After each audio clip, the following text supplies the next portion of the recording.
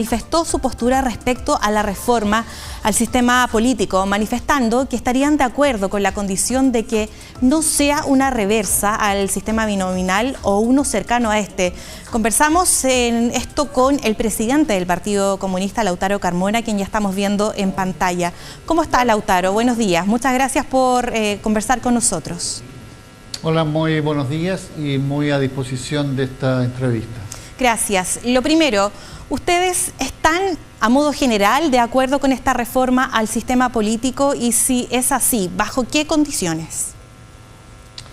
A ver, lo primero, hay una colegiatura entre casi todos los partidos que formamos parte de la coalición de gobierno y que se estableció una mesa de trabajo que encabezó el presidente del Partido Radical, y ahí se fue intercambiando, elaborando, y por consiguiente se ha socializado bastante una mirada frente a este capítulo llamado reformas políticas. Dicho eso, un titular inequívoco: nosotros estaremos de acuerdo con toda reforma que signifique avanzar y profundizar la democracia. Un acuerdo para más democracia y no para menos.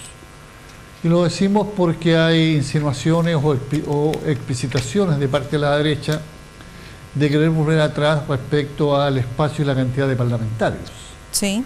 Y acercarse al número de origen cuando el sistema era binominal. Modificar los distritos de una forma que no tenga la proporción que tiene hoy día. Y eso no es contribuyente. ¿En qué estamos de acuerdo? Estamos de acuerdo de lo que yo leo del texto, en que todo parlamentario que es electo representando una tienda política como militante o como independiente, pero representando un sector político, si por opción propia toma la determinación de salir de esa tienda política, tiene pleno derecho, por cierto, pero tiene un costo: perder la representación, porque si no se estaría burlando la soberanía ciudadana. O sea, sería un factor no democrático. Claro. Que alguien se haga elegir por un sector y luego representa a otro. En eso, pleno acuerdo. Pero aquí hay ausencias que son muy notorias. No se habla, a propósito de una reforma al sistema político, de liberar de toda restricción a quienes son dirigentes sindicales para que puedan ser no solo candidatos, sino parlamentarios. No se habla de la iniciativa popular de ley, no se habla de la paridad de género, no solo de entrada, no solo para ser candidata, sino también de salida una vez electo. Y no se habla de plebiscitos, después de haber tenido plebiscitos que fueron totalmente llevaderos, o sea, no era ninguna situación anormal, digamos, vivir bajo tales y cuales condiciones. Políticas nacionales de primer orden deberán ser consultadas directamente a la población. Por ejemplo, el sistema previsional. Claro. Que tiene tanto debate y que demora tanto y que tiene efecto transversal, cualquiera sea el pensamiento de izquierda, derecha o centro, en quienes son meritorios de una pensión, viven con pensiones que son miserables. Lautaro, y poco dignas. Y en esos puntos también, ¿qué le parece este umbral del 5% de los votos válidamente emitidos para poder habilitar a un parlamentario escogido? Me parece un retroceso democrático, y lo digo por qué. ¿Por qué? Porque se hace un umbral de ingreso al Congreso, no un umbral de legalidad a los partidos.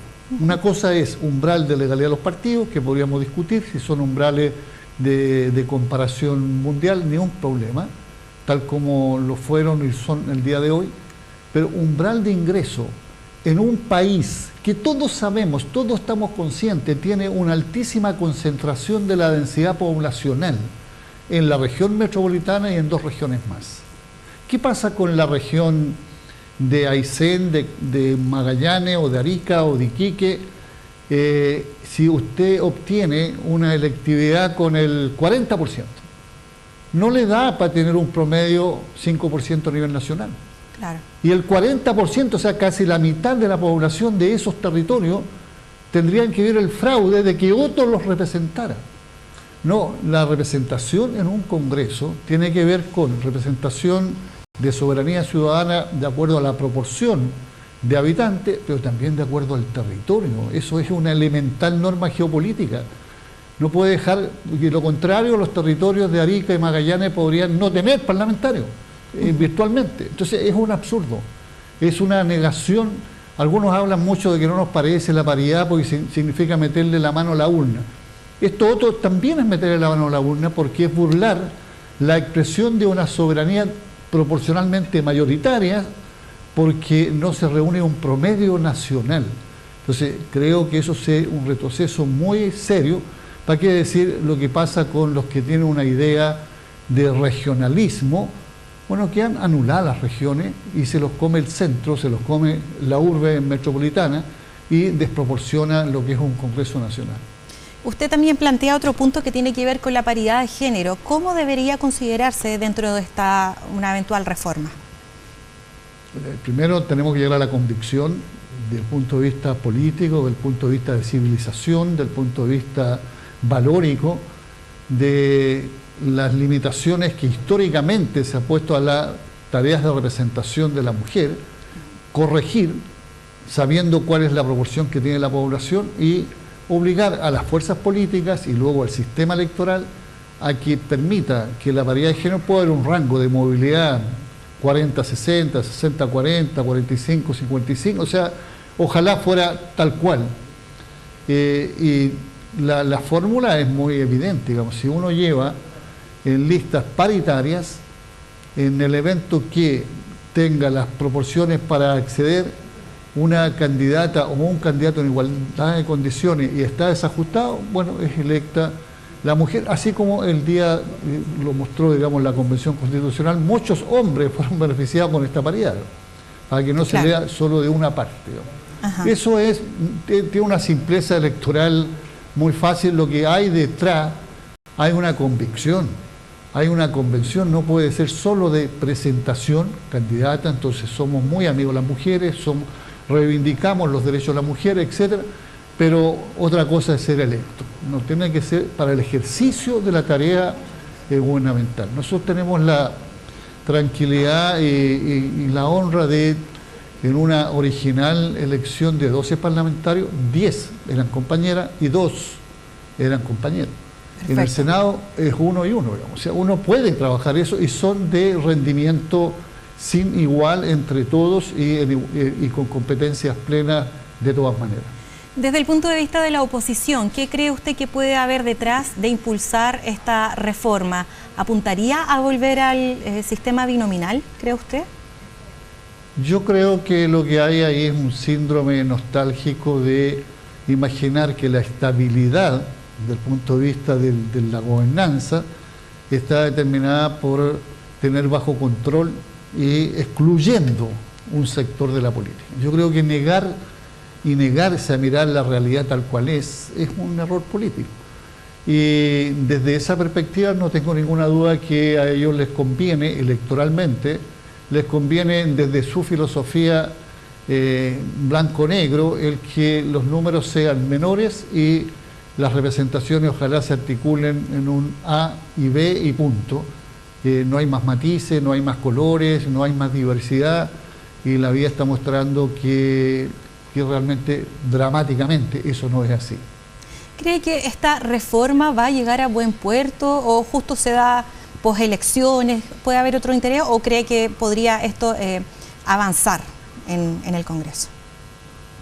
Yo creo que la única forma de comprensión ciudadana plena es que los ciudadanos sientan ¿qué avanzo yo en esta profundización democrática? No solo que avanzan los partidos, porque eso no tiene un rédito con mi condición, y mi condición es ser elector, por cierto. Si yo siento que voy a tener, por ejemplo, posibilidades de mayor participación por la vía, dije, iniciativa popular de ley, por la vía de consultas obligadas en políticas públicas de carácter nacional y con dimensión estratégica, consultada a toda la ciudadanía, por la vía de representación paritaria, es decir, hay muchas formas que la gente sienta, así como sí creo que tiene un carácter muy profundamente de masas, esto del engaño que significa postularse para luego acomodarse y creer que el cargo es personal, adueñarse del cargo de representación y hacer lo que se quiere y cambiarse de tiempo. Eso tiene, sí, una solidez democrática y una comprensión de la gente. Perfecto. Y para ir terminando, ya lo llevo a otra área. Ha habido apoyo a las movilizaciones por parte del Partido Comunista, de los trabajadores del sector público y también a lo que está pasando hoy en las universidades. ¿Eso en qué posición deja a los ministros Cataldo y a la ministra también Jara, que son también miembros del Partido Comunista? A ver, yo diría lo primero, para ser muy riguroso, lo que tú dijiste en la pregunta es, han habido movilizaciones de las y los trabajadores. Eso es lo primero. Y las y los trabajadores no obedecen ni son parte estricta, exclusiva y excluyentemente del Partido Comunista. Por tanto, nosotros estamos tomando una posición o entregando una opinión a un movimiento que nos supera, va más allá de nuestro alcance político. Perfecto. Lo segundo, desde ese contexto, siempre hemos asociado que la movilización, que es capaz de argumentar una propuesta de demandas legítimas, ¿cómo no va a ser legítimo defender la estabilidad laboral? Yo pregunto eso abiertamente. Una movilización que tiene esa condición, sin duda que constituye factor democrático, porque ayuda a un debate con todas las miradas, más holístico, más completo, más integral, de parte de todas las partes. Esto es un mensaje a nuestro gobierno, no solo a los ministros comunistas en nuestro gobierno, porque le toca a otro, a este ministro, al otro, en fin, pueden haber coincidencias casuales, pero es una demanda que tiene que ver con un derecho de los trabajadores y las trabajadoras, y eso nunca hay que verlo como una amenaza, un riesgo, que no sea tratar de empatizar. No se avanza más rápido en políticas. Por ejemplo, este abuso que hacen las ISAPRE respecto a la opción de devolución de los dineros que le deben a la gente, que no es de ellos. Bueno, ellos hacen un uso abusivo de la interpretación de la ley porque en el Senado la derecha empujó a que fuera a 13 años. El proyecto original era 7. Eso toca los intereses de los trabajadores y sienten que es una burla.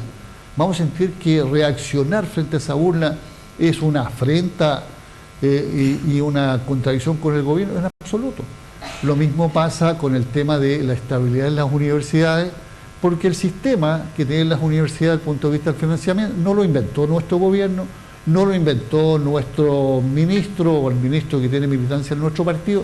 Por tanto, aquí está cursando una exposición de posiciones e ideas frente a un tema real y nosotros nos estamos pronunciando con un juicio de valor frente a un hecho que desde el movimiento surge como tema y no desde nosotros como un invento. Perfecto. Muchas gracias, Lautaro, por su tiempo y por haber conversado con nosotros aquí en T13 Digital. Que esté muy bien, buenos días.